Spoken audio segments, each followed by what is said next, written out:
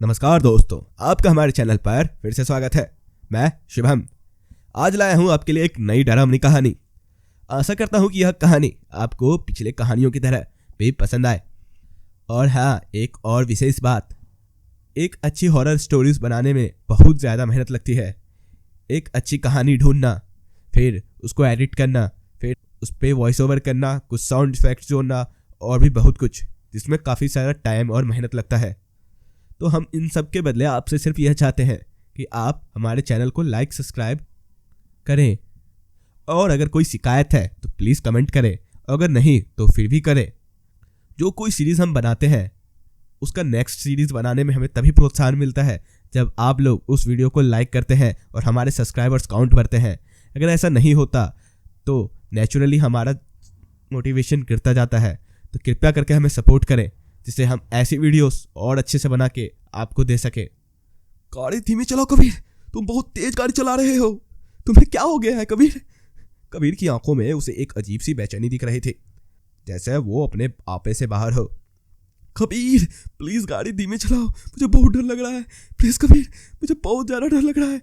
कबीर देखो, सामने से कोई आ रहा है, संभाला हो।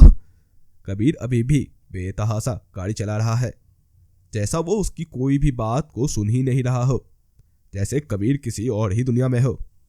प्लीज कबीर, मेरी बात सुनो, प्लीज गाड़ी तुम नहीं तो हमारा या किसी और के साथ कुछ भी हो सकता है। कबीर तुम सुन भी रहे हो, गाड़ी को धीमी रफ्तार से चलाओ। कबीर सड़क पर गाड़ी तेज रफ्तार से दौड़ाता ही जा रहा था। वो कुछ भी नहीं बोल रहा था, बस सामने की ओर ये एकटक देख रहा था। उसकी आंखें लाल होती जा रही थी। माधुरी, ये अंत नहीं, ये एक बस शुरुआत है, कहता वो एक अजीब सी हंसी में हंसता हुआ सड़क पर तेज रफ्तार से गाड़ी दौड़ाता रहा। माधुरी कबीर की ऐसी हालत देखकर बहुत ही ज्यादा डर जाती है। कबीर प्लीज, मुझे बहुत डर लग रहा है, कहते हुए लगभग माधुरी रोने लगी थी। तभी एक चीख, आ! फिर सब कुछ शांत हो गया। माधुरी और कबीर मौत की चपेट में आ जाते हैं। अब 10 साल बाद। प्रिया, एक कप चाय पिला दो, बहुत ज्यादा सर दर्द से फट रहा है। प्रिया, तुमने आज सुबह का पेपर कहाँ रखा है? पेपर नहीं मिल रहा है, और मेरा चश्मा वो कहाँ रखा है? प्रिया, तुम कोई भी सामान उसके सही जगह पर क्यों नहीं रख सकती? एक भी सामान नहीं मिल रहा है, ऊपर से ये सिर दर्द। उफ! चिल्लाते हुए एक हाथ से सिर दर्द को पकड़ते हुए और दूसरे हाथ से पेपर और चश्मा ढूंढते हैं। तभी टेबल पर रखा टेलीफोन बजा। हेलो, उन्होंने बोला तो उधर की तरफ से आवाज सुनकर उनकी आंखें भर जाती है। सलभ, तू बेटा कैसा है? कितने सालों बाद फोन किया है मेरे बच्चे। अपनी माँ और अपने पापा की तुझे याद नहीं आती? अच्छा ये बता, कब आ रहा है तू? बेटा तेरी बहुत याद आती है हम दोनों को। और अरे पारुल बिटिया कैसी है? जब मिली थी वो कितनी छोटी थी, हमेशा मेरे और तेरी माँ के इर्द गिर्द घुमा करती थी ना। उसे ना तेरी माँ के हाथों के बने लड्डू बेहद पसंद थे। क्या अब भी उसे उतने ही पसंद है लड्डू? कहते हुए वो और भी ज्यादा भावुक हो जाते हैं, और फिर कुछ देर बाद फोन कट जाता है। देखा, इस बार भी सलभ घर वापस नहीं आ रहा। मैंने मना किया था कि सलभ को इतने दूर हमसे दूर मत भेजो, लेकिन तुम हो कि कहाँ सुनती थी। भेज दिया, और अब तो वो प्रदेश का ही बनकर रह गया। और बहू, वो भी कहाँ यहाँ आना चाहती है। और फिर तुम भी। वो आगे कह ही रहे थे कि तभी पीछे से एक मधुर आवाज आई। प्रभास जी जब पीछे मुड़े तो देखा उनका बचपन का मित्र अनिल आए हुए थे। अरे अनिल, तुम कैसा है मेरा दोस्त? प्रभास जी उसके गले लगते हुए पूछा। कैसा लग रहा हूँ ना? बिल्कुल fit and fine, Anil ji ने जवाब दिया। प्रिया जल्दी बाहर आओ, देखो तो कौन आया है। प्रभास जी ने जैसे ही अपनी पत्नी प्रिया को आवाज दी, अनिल जी एकदम से चौंक गए और उन्हें देखते ही रह गए। प्रभास, तू ठीक तो है ना? प्रिया भाभी अब हमारे बीच कहाँ है? याद नहीं क्या 10 साल पहले वो हादसा? अनिल जी कुछ आगे कह ही रहे थे कि तभी प्रभास जी बौखला उठे। अनिल, तो ये क्या कह रहा है? मेरी प्रिया को कुछ भी नहीं हुआ, वो बिल्कुल ठीक है और मेरे साथ है, और इसी घर में है, वो देख। कहते हुए प्रभास जी एक तरफ उंगली का इशारा करते हैं। अनिल जब इशारे की तरफ देखते हैं तो उनके रोंगटे खड़े हो जाते हैं। उस तरफ प्रिया के हार लगी हुई तस्वीर कि तभी फिर से टेबल पर रखा फोन घनघनाता है। अनिल 1 मिनट, कहते हुए प्रभास जी टेबल के पास जाते हैं और फोन के स्पीकर को अपने कान पर लगाते हैं। हेलो। अनिल जी ये सब देखकर बहुत ज्यादा डर जाते हैं, लेकिन अपने दोस्त प्रभास की मानसिक अवस्था को देखकर दुखी भी होते हैं।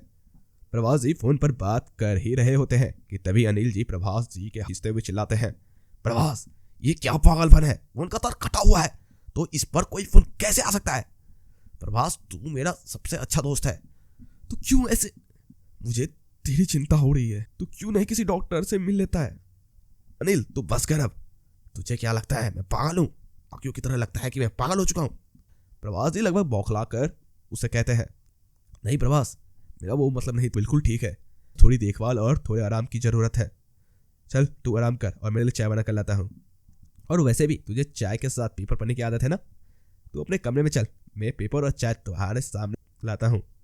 अनिल जी ने उन्हें संभालते हुए कहा और फिर प्रभास जी के जाने के बाद उन्होंने प्रभास जी के डॉक्टर से फोन पर बात करने के बाद वो जो वादा किया था, कम मरते दम तक साथ रखूंगा, वादा मैं आज तक निभाते पर भाभी कहते हुए अनिल फूट कि तभी बिजली अपने आप जलने और बुझने लगती है।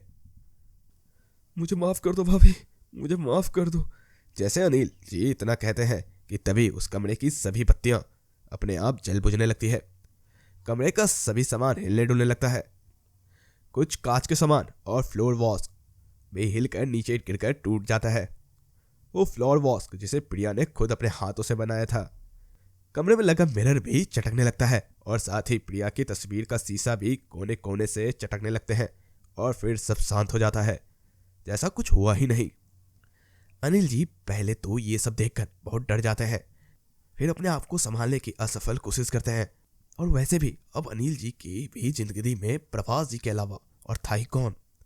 पिछले साल ही अनिल जी की पत्नी साक्षी भी दुनिया छोड़कर जा चुकी थी और साक्षी जी के जाने के बाद अनिल जी के दोनों बेटों ने भी उनसे मुंह मोड़ लिया और अमेरिका में अपनी अपनी पत्नियों और बच्चों को लेकर वहीं बस गए और रह गए तो केवल अकेले अनिल जी और प्रभास जी। अब अनिल जी के लिए प्रभास जी ही सब कुछ थे और प्रभास जी के लिए अनिल जी। अनिल जी की एक बेटी भी थी, संपूर्णा, जिसकी शादी करीब 1.5 साल पहले ही हुई थी। कभी कभी वो भी अनिल और प्रभास जी से मिलने के लिए आया जाया करती है, लेकिन अपने पिता के दुख को कभी कम ना कर सकी। संपूर्णा को अपने पिता की चिंता लगी रहती है। वो हमेशा कहती है, पापा कुछ दिनों के लिए हमारे यहाँ भी आ जाइए। पर अनिल जी हमेशा प्रभास जी के लिए चिंतित रहते थे और इसीलिए वो हमेशा संपूर्णा की बात टाल देते थे। उन्हें हमेशा प्रभास जी की ही चिंता लगी रहती थी, क्योंकि अब प्रभास जी की हालत अब दिन ब दिन खराब होती जा रही थी। डॉक्टर ने तो उन्हें पागल तक करार कर दिया था और उन्हें मानसिक अस्पताल में भर्ती कराने की भी सलाह दी थी। और आसपास के पड़ोसियों ने भी इसी के चलते प्रभास जी से दूरियां बना ली थी। अब वो उनके पास क्या, उनके घर के आसपास भी भटकना पसंद नहीं करते थे। तभी फोन के गनगनाहट से अनिल जी की तुरंडा टूटी। फोन संपूर्णा का था। अनिल जी ने खुद को संभालते हुए फोन को अपने कान पर लगाया, जिसे अभी पिछले साल ही संपूर्णा ने अपने पिता से बात करने के लिए एक नया फोन खरीद कर दिया था। हेलो, अनिल जी ने कांपती हुई आवाज में कहा, जिसे सुन संपूर्णा जी काफी परेशान हो गई और कुछ देर तक दोनों ने एक दूसरे से बात की और अनिल जी उन्हें बार बार समझाते रहे कि वे ठीक है, लेकिन संपूर्णा कुछ भी सुनने को तैयार नहीं थी। और अनिल जी भी संपूर्णा के लगातार जिद के आगे झुक चुके थे और कहा, ठीक है संपूर्णा, तुम आ जाओ, कल मैं तुम्हें सुबह आकर तुम्हारी बस से पिक कर लूंगा। कहते हुए उन दोनों ने कुछ देर बात करके फोन रख दिया। तभी अनिल जी को प्रभास जी का स्मरण हो आया। वो भागते भागते वे उनके लिए चाय और कुछ बिस्कुट एक प्लेट में रखकर उनके कमरे की तरफ गए। जैसे ही अनिल जी ने प्रभास जी के कमरे का दरवाजा खोला तो सामने का नजारा देखकर उनके हाथ पांव फूल गए थे। प्रभास जी अपने कमरे की खिड़की पर खड़े थे और अजीबोगरीब तरह से बातें कर रहे थे। प्रभास, अनिल जी ने कांपते हुए स्वर में प्रभास जी को पुकारा, पर शायद प्रभास जी उन्हें सुना नहीं कि तभी अनिल जी ने प्रभास जी को दोबारा धीमी स्वर में आवाज दी तो प्रभास जी अचानक से एक झटके के साथ पलटे। उनके पलटते ही बिजली फिर से जलने बुझने लगी। कमरे के सभी सामान जैसे कांपने लगे और अनिल जी के पैरों के नीचे से तो जमीन खिसक चुकी थी और वो एकाएक नीचे गिर पड़े। प्रभास जी अपने होश में नहीं थे। उनकी आंखें एकदम लाल और फैली हुई थी। चेहरे पर जैसे जगह जगह से खून रिस रहा था और उनके हाथों पर से भी, जैसे उन्होंने खुद को चोट पहुंचाई हो, पर इसका कोई दर्द उन्हें महसूस हो रहा हो, ऐसा कहीं से भी लग नहीं रहा था। प्रभास जी दोबारा पलटे और वे खिड़की से कूदने वाले ही थे कि अनिल जी ने जल्दी से उठकर पकड़ने के लिए लपके और प्रभास जी की ताकत इतनी थी, अनिल जी को उनको संभालने में असफल महसूस हो रहे थे। प्रभास, क्या कर रहा है तू? पागल है क्या? नीचे उतर, नहीं तो नीचे गिर जाएगा। अनिल जी प्रभास जी को बहुत समझा रहे थे, पर प्रभास जी उनकी एक भी बात सुन नहीं रहे थे। जैसे उन्होंने ठान लिया था कि अब वो नीचे कूद के ही रहेंगे। पर अचानक से एक झटका महसूस होता है और फिर सब शांत हो जाता है। प्रभास जी और अनिल जी दोनों ही कमरे की फर्श पर गिरे पड़े थे, लेकिन प्रभास जी बेहोश हो गए थे। अनिल जी ने पहले खुद को संभाला और बोले, शुक्रिया प्रिया भाभी, आपने मेरे दोस्त को बचाने में मेरी मदद की। शुक्रिया ईश्वर की, आपने प्रिया भाभी को यहाँ समय पर भेज दिया, वरना ना जाने क्या हो जाता। लेकिन प्रभास की हालत और भी ज्यादा खराब होती जा रही थी। समझ नहीं आ रहा था कि मैं क्या करूं। बाहर अड़ोसी पड़ोसी भी मदद को आगे नहीं आते, और राकेश भी मेरे दोनों नकार बेटों की तरह अपनी पत्नी और बेटी के साथ विदेश में रहता है। मदद मांगू तो किससे? अनिल जी ये सब मन में ही सोच रहे थे कि तभी उनसे प्रभास जी का वापस से ख्याल आया और उन्हें किसी तरह के हाथों का सहारा लेते हुए उठाकर बिस्तर पर लिटाया और उनके ऊपर कंबल डाल दिया कि तभी दरवाजे पर दस्तक हुई। अनिल जी कमरे से बाहर आए और दरवाजा खोला तो देखा एक छोटा सा बच्चा उन्हें देखकर मुस्कुरा रहा था। हेलो अंकल, मैं चिंकू, यहीं आपके पड़ोस वाले मोहल्ले में ही रहता हूँ। अभी एक पहले ही हफ्ते आया हूँ। अंकल मैं यहाँ अपने इस मोहल्ले के कुछ दोस्तों के साथ खेल रहा था, तो हमारी बॉल गलती से यहाँ इस घर की छत पर आ गई। कोई भी यहाँ आने को तैयार नहीं था, इसलिए मैं खुद बॉल लेने आया हूँ। वैसे अंकल मेरे दोस्त कह रहे थे कि यहाँ इस घर पे भूत है, और कुछ दोस्तों ने कहा ये भी कि रात में उन्होंने अजीब सी आवाज़ें सुनी है। क्या अंकल ये सब सच है? क्या सच में इस घर में भूत है? जब उस बच्चे ने जिज्ञासा से पूछा तो अनिल जी मुस्कुराने लगे। सबसे पहले उन्होंने अपनी नाक पर रखे चश्मे को सीधा किया। फिर उन्होंने कहा, बेटे ये भूत कुछ नहीं होता। जो होता है वो आपके और हमारे मन का भ्रम। और बच्चे यहाँ पर ऐसा कुछ भी नहीं है। चिंकू, पर अंकल वो मेरे दोस्त। हम बेटे, तो क्या मैं आपको कोई भूत जैसा दिखता हूँ? जैसे मेरे बड़े बड़े नाखून हैं। अनिल जी ने अपने नाखून दिखाने लगे। क्या मेरे बड़े बड़े बाल हैं? फिर अनिल जी ने उस बच्चे को अपने बाल दिखाने लगे। क्या मेरी लाल लाल बड़ी बड़ी आंखें हैं? तो अनिल जी अपनी उंगलियों से अपनी आंखों नीचे की तरफ फाड़ते हुए दिखाने लगे, जिसे बच्चा देखकर जोर जोर से हंसने लगा। अंकल ये तो बहुत ज़्यादा फनी है, सच में आप तो बहुत ज़्यादा फनी हो। चिंकू अपना पेट दबाते हुए जोर जोर से हंसने लगा। और आप तो भूत बिल्कुल भी नहीं हो, चिंटू ने बोला। तो बच्चे आप अपने दोस्तों को बताओ कि यहाँ कोई भी भूत नहीं है, अनिल जी ने कहा। हाँ अंकल, मैं सबको बताऊंगा कि आप बहुत फनी हो और बहुत अच्छे भी। पर अंकल मेरी बॉल, कहते हुए चिंकू एक फूल की तरह मुरझा गया। बिल्कुल, आओ तुम मेरे साथ, अनिल जी ने कहा और छत की तरफ चिंकू को लेकर बढ़ गए। अंकल वो रही मेरी बॉल। चिंकू ने बॉल देखते ही बॉल को लेने के लिए भागा। यह सब देखते हुए अनिल जी की आंखें भर आई। चिंकू, क्या हुआ अंकल, आप रो? कुछ नहीं बच्चे, बस किसी को याद आ गई। अंकल वो रही मेरी बॉल। चिंकू ने बॉल देखते ही बॉल को लेने के लिए भागा। ये सब देखते हुए अनिल जी की आंखें भर आई। चिंकू, क्या हुआ अंकल आपको, वो आप रो रहे हो? कुछ नहीं बच्चे, बस किसी की याद आ गई, कहते हुए अनिल जी अपने चश्मे के पीछे छिपे आंसू को रुमाल से साफ करने लगे। चिंकू, किसकी अंकल? मेरे पोते अंशुल की। बिल्कुल वो तुम्हारी तरह ही है, बहुत ही प्यारा, लेकिन साथ में नटखट भी बहुत है। जब वो मेरे पास था तो दिन भर घर में उछल कूद शैतानी, सबको अपनी शरारतों से तंग करता था, पर मुझे कभी नहीं, क्योंकि मैं उसका तो दोस्त था। जब भी उसे डांटे पड़ती तो वो भागते हुए मेरे पास आकर मेरे पीछे छुप जाया करता था। पर अब वो मेरे पास नहीं है, मुझसे बहुत दूर विदेश में है, कहते हुए अनिल जी अपने आंसू छुपा नहीं पाए। चिंकू, तो आज से आप भी मेरे दोस्त हो। अच्छा अंकल मैं चलता हूँ, वरना मम्मी डांटेगी। Bye uncle. चिंकू के जाते ही अनिल जी और भी ज्यादा भावुक उठे।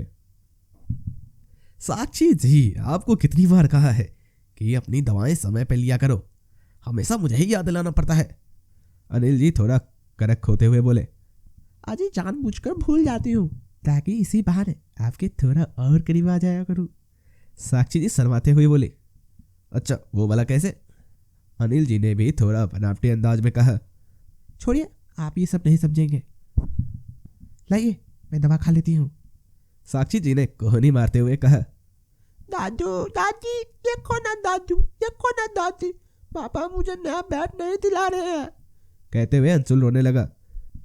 ओह मेरे अंशुल को नया बैट चाहिए, पर आपके पास तो कितने सारे बैट हैं। साक्षी जी ने पुचकारते हुए कहा, नहीं दादी मुझे नया बैट चाहिए। विक्की को भी उसके पापा ने कल उसके बर्थडे पर एक नया बैट लाकर दिया है।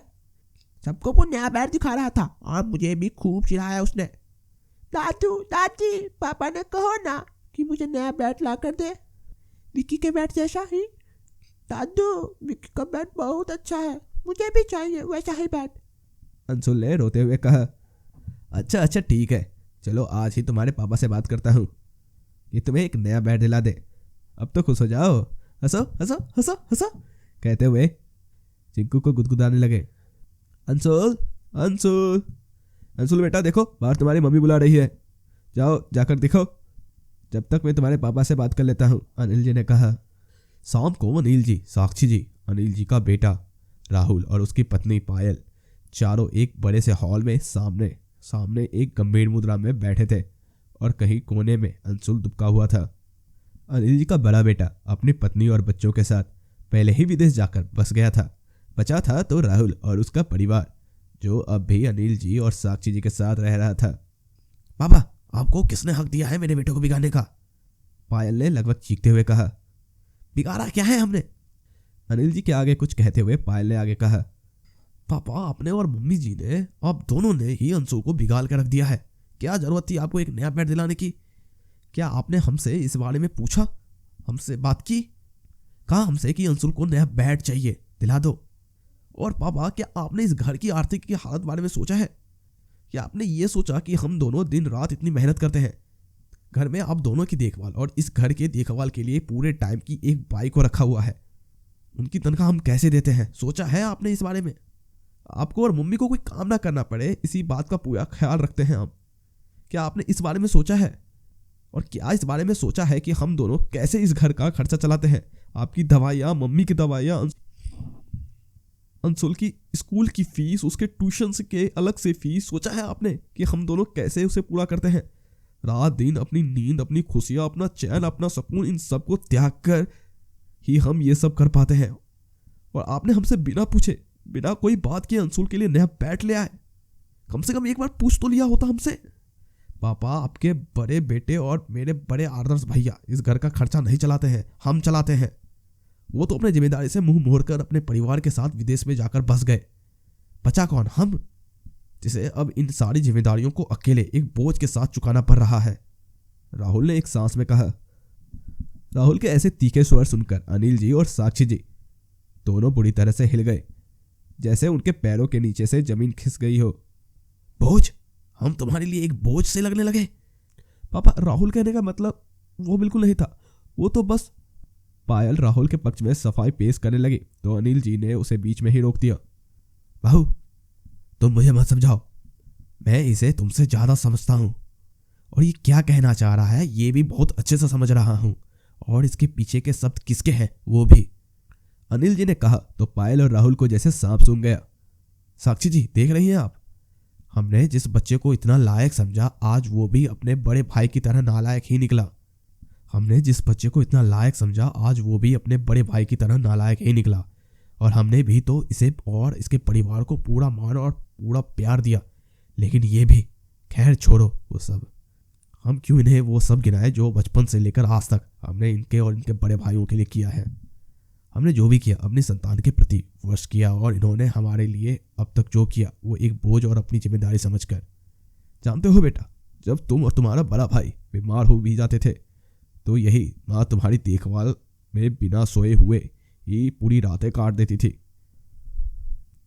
और जब तुम स्कूल में अचानक बुखार से बेहोश हो गए थे तो मैं ही था वो जिसने बिना चप्पल पहने नंगे पैर कड़कती धूप में भागता हुआ तेरे स्कूल पहुंचा था। और तेरी माँ तो खुद तेरी चिंता में बीमार पड़ गई थी, फिर भी हमने तुम्हारी पूरी रात जागकर तुम्हारी सेवा की। तब हमने अपना फर्ज या जिम्मेदारी समझकर तुम्हारी सेवा नहीं की थी, बल्कि वो हमारा प्यार था जो तुम्हारे लिए परेशान हो रहा था, अनिल जी ने कहा और उनकी आंखें भर आई। अजी रहने दीजिए, इन्हें कहाँ समझ आएगा हमारा प्यार। हम तो इनके लिए बोझ और जिम्मेदारी से बढ़कर भी कुछ नहीं।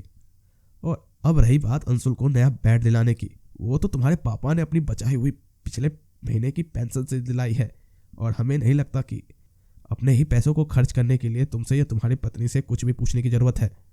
साक्षी जी ने थोड़ा कड़क होते हुए कहा। पर मम्मी जी, हमारा वो मतलब नहीं था। पायल ने दोबारा सफाई फेस करते हुए कहा। तुम तो रहने दो बहू, तुम्हारे कहने का क्या मतलब था ये हम बहुत अच्छे से जान गए हैं और समझ भी गए हैं।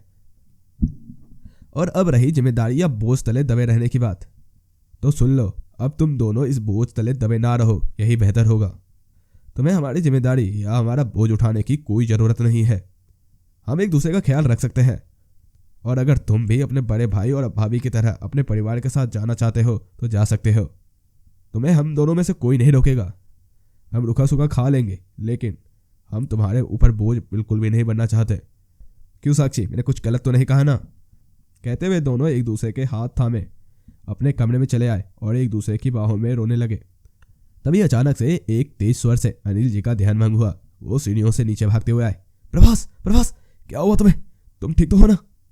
अनिल जी ने पीछे से प्रभास जी के कंधे पर हाथ रखते हुए पूछा कि तभी फिर से वही एक तेज स्वर वाली आवाज, और प्रभास जी ने अनिल जी को धक्का देकर पीछे की तरफ नीचे गिरा दिया। प्रभास, क्या हो गया तुम्हें? प्लीज प्रभास, होश में आओ, होश में आओ प्रभास, प्लीज प्रभास, मैं तुम्हारा दोस्त हूँ, प्लीज प्रभास, होश में आओ।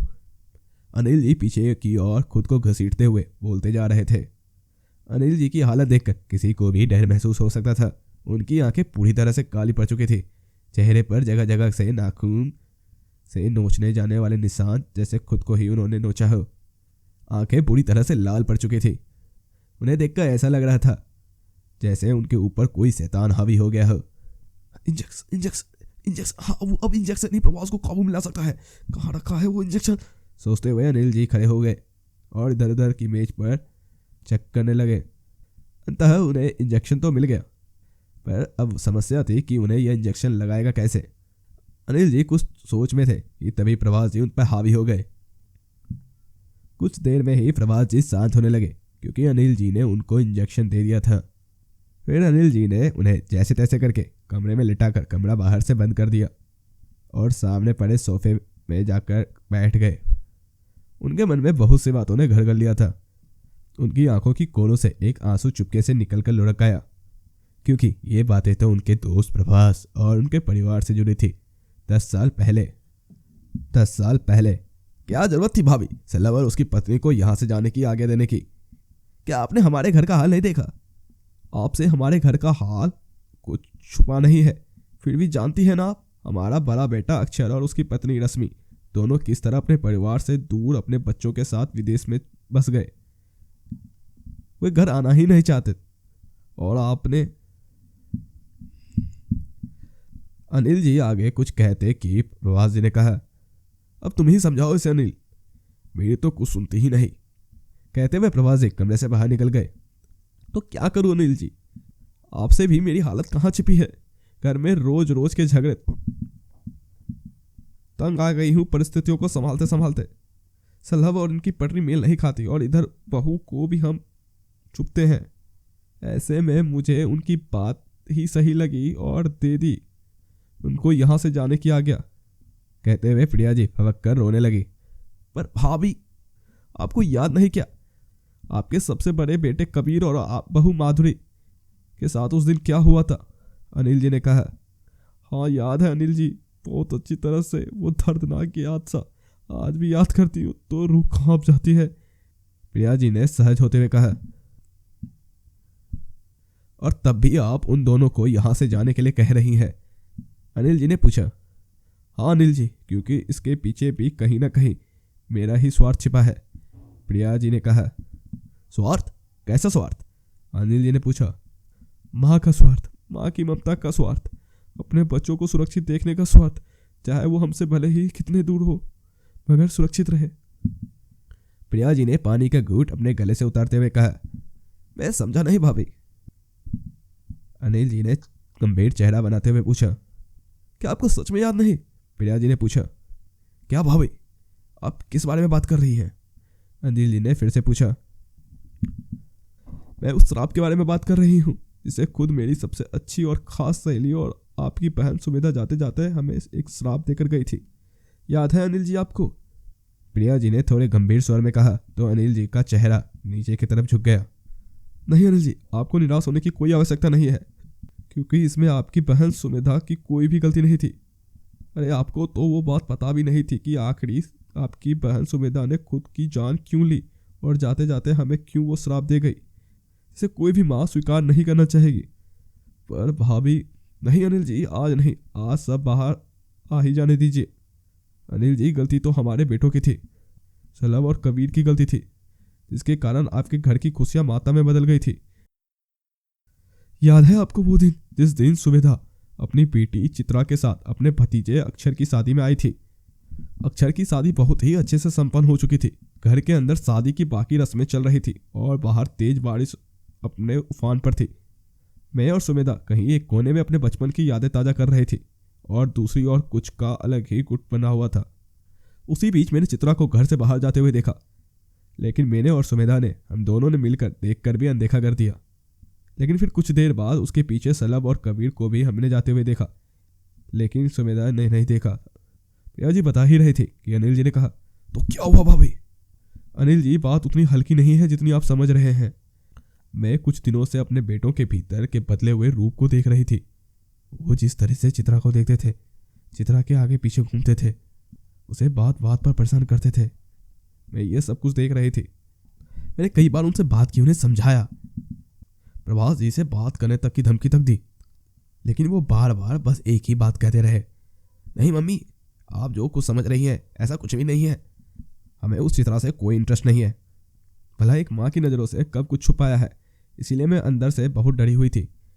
लेकिन वो दोनों वो अपराध करेंगे वो मैंने सपने में भी नहीं सोचा था। मैंने सुमेधा से कहा और किसी काम के बहाने से बाहर आ गई। मैं सलब और कबीर सभी जगहों पर तलाश रही थी कि तभी मैंने किसी के रोने की आवाज़ सुनी। मैं उसी आवाज़ की दिशा में बढ़ रही थी तो जहाँ से वो आवाज़ आ रही थी उधर काफ़ी अंधेरा था, कुछ भी दिखाई नहीं दे रहा था। तो मैंने फ़ोन की रोशनी से वहाँ देखने की कोशिश की, मगर कोई नहीं दिखा।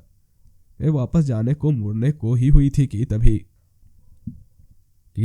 फिर से वही रोने की आवाज़ सुनी और इस बार आवाज़ की दिशा में मोबाइल की रोशनी डाली तो देखा तो एक पल के लिए मैं वही जम गई। सामने घुटनों के बल बैठी चित्रा रो रही थी। उसकी हालत बहुत ख़राब थी, बाल बूढ़े बिखरे हुए थे, जगह जगह से कपड़े फटे हुए, ऐसा लग रहा था जैसे। कहते हुए प्रिया जी ने दुख के आंसुओं के साथ एक गहरी सांस ली। भाभी, क्या हुआ था चित्रा के साथ? अनिल जी ने आक्रोश में आते हुए पूछा। वही जो उसके साथ नहीं होना चाहिए था। मैं भागते हुए उसके पास गई और उसे अपनी सारों के पल्लों में ढकने की पूरी कोशिश की। मैंने पूछा, चित्रा बेटा, ये कैसे हुआ, किसने किया तेरे साथ? परंतु वो उस हालत में नहीं थी कि वह कुछ बता सके। मैंने जल्दी से अपने बैग से निकालकर उसे पानी की छोटी सी बोतल दी, जिसे मैं हमेशा अपने साथ रखती थी। फिर उससे पूछा कि बताओ बेटा, किसने किया यह तुम्हारे साथ, मुझे बताओ। तो उसने एक तरफ इशारा किया और जिस तरफ उसने इशारा किया उधर मैंने मोबाइल की रोशनी डाली तो फ़ोन मेरे हाथ से छूटकर नीचे गिर गया। वहाँ सलब और कबीर खड़े थे और उसके पीछे सुमेधा। कहते हुए वो वहीं सोफे पर रेड हो गई। अनिल जी भी वहाँ पे जम गए थे। सुमेधा बहुत गुस्से में थी उस वक्त। वो भागते हुए आई और चित्रा के गले लग गई। मेरा तो सर शर्म से झुक गया था। मुझे बिल्कुल भी नहीं लगा था कि मेरे दोनों बेटे ऐसी हरकत करेंगे। मैंने सुमेधा से कहा, सुमेधा, जानती हूँ अब मेरा तुम्हें कुछ भी कहना या कुछ भी बोलना तुम्हारे लिए और चित्रा के लिए तुम दोनों को दुख को कम तो नहीं कर सकता, मगर फिर भी मैं तुमसे और तुम्हारी बेटी चित्रा से, तुम दोनों से अपने बेटों की इस हरकत के लिए माफ़ी मांगती हूँ। सुमेधा, माफ़ कर दो। माफ़ी? किस बात की माफ़ी? नहीं प्रिया, मैं तुम्हें और तुम्हारे बेटों को कभी माफ़ नहीं कर सकती। तुम्हारे बेटों ने मेरी चित्रा की ज़िंदगी बर्बाद कर दी। मैं कभी माफ़ नहीं कर सकती। और तुम तो चित्रा को अपनी बेटी मानती थी, सारी बेटी नहीं, बेटी जैसी मानती थी, क्योंकि अगर बेटी मानती तो तुम मुझे या मेरा बेटी, क्योंकि अगर बेटी मानती तो तुम मुझसे या मेरा बेटी से इन दोनों के कर्म के लिए माफ़ी नहीं मांग रही होती। उसी वक्त उठती और इन दोनों को गाल पर एक जोरदार तमाचा जड़ती थी। कहते हुए सुमेधा जी सलब और कबीर के गाल पर एक जोरदार तमाचा जड़ देती है। अब प्रिया, ये तुम देखना कि मैं तुम्हारा और तुम्हारे बेटे इन दोनों को क्या हाल करती हूँ। इतना कह सुमेधा चित्रा को उठाने लगती है, मगर चित्रा उसका हाथ चुराकर भाग जाती है और फिर एक जोरदार चीख, जिसे सुन हम सब भागकर बाहर जाते हैं तो देखते हैं चित्रा वहीं सड़क पर खून से लथपथ जमीन पर पड़ी हुई थी, जिसे देख सुमेधा अपनी सुध-बुध खो देते हैं। वो खुद भी चित्रा की तरफ अपनी जान ले लेती है और फिर आप सब भी बाहर आ जाते हैं, मगर सुमेधा की सांसें अब भी चल रही थीं। और फिर प्रिया जी कुछ आगे कहती, अनिल जी बोल पड़े, मैं उससे कुछ पूछता, उसने बस इतना ही कहा कि प्रिया तुम अब दोषी हो, इसीलिए तुम भी अपने इस बेटों को तड़पता हुआ देखोगी, अपनी आंखों के सामने उन्हें मरता हुआ देखोगी। और हाँ, ये मत समझना कि यह सब कुछ खत्म हो गया, क्योंकि ये अंत नहीं, बस एक शुरुआत है। और इतना कहते ही उसने दम तोड़ दिया था। और भाभी, आपने तो अब तक कुछ भी नहीं बोला था। मैंने और प्रवास ने आपसे कितना पूछा कि क्या हुआ था और ये सब हुआ क्यों था और कैसे, मगर आप भूत बनी हुई खड़ी रही। और सलावर कबीर ने भी जैसे अपने मुंह में दबी जमा ली थी, किसी ने कुछ भी नहीं कहा था। भाभी क्यों? अनिल जी, मैं डर गई थी, अपनी दोस्त को खो चुकी थी, लेकिन अपने पति के दोस्त और अपने दूसरे भाई को खोना नहीं चाहती थी। फिर अजय ने कहा, भाभी अपने इस भाई को खोने से नहीं डर रही थी, बल्कि अपने स्वार्थ से डर रही थी। अनिल जी पूरे आक्रोश में कहा, अनिल जी ऐसा कुछ नहीं है, मैं तो सुमेधा और चित्रा के चले जाने से सदमे से उबर भी नहीं पाई थी कि अपने बेटे कबीर उसकी पत्नी को खुद अपनी आंखों के सामने मरते हुए देखा और सुमेधा के उस श्राप को सच होते हुए भी देखा। प्रिया जी ने कहा तो अनिल जी की आंखें फटी की फटी रह गई। हाँ अनिल जी, उस गाड़ी में कबीर और माधुरी के अलावा नव्या, कबीर और माधुरी की बेटी, भी मौजूद थे और मैंने सब खुद अपनी आंखों से देखा, अपने बेटे, अपनी बहू, अपनी पोतियों तीनों को तड़पते तड़पते मरते हुए। मगर मुझे कुछ नहीं हुआ, सिर्फ हल्की फुल्की चोट सी थी, क्योंकि वो सब कुछ सुमेधा ने किया था, क्योंकि उसने खुद आकर मुझसे कहा था उस दिन की प्रिया क्या सोच रही है, तू क्यों बच गई? अरे तुझे तो अभी अपने दूसरे बेटे, बहू और उसके बच्चों की भी मौत देखनी है, तू कैसे मर सकती है? कहते हुए एक जोरदार ठहाके की आवाज़ गूंजी और फिर सब शांत हो गया। मेरी आंखों के सामने कबीर, माधुरी और नव्या तीनों की खून से लथपथ लाशें पड़ी थी, लेकिन मैं तो जिंदा होकर भी मर गई थी। तो दोस्तों, यह कहानी आपको कैसी लगी? आशा करता हूँ कि यह कहानी पसंद आएगी। अगर आपको यह कहानी में समझने में थोड़ी भी दिक्कत हो रही है तो मैं आपको थोड़ा सा हिंट दे देता हूँ कि जो कहानी के स्टार्टिंग में जो लड़का था जो मरा था वो पोता था उसका। तो आई थिंक इतना हिंट काफ़ी है इस कहानी को अच्छे से समझने के लिए। अगर आपको यह कहानी पसंद आती है तो कृपया करके लाइक करें और सब्सक्राइब करें, तभी मैं दूसरी कहानियाँ भी लाता रहूँगा।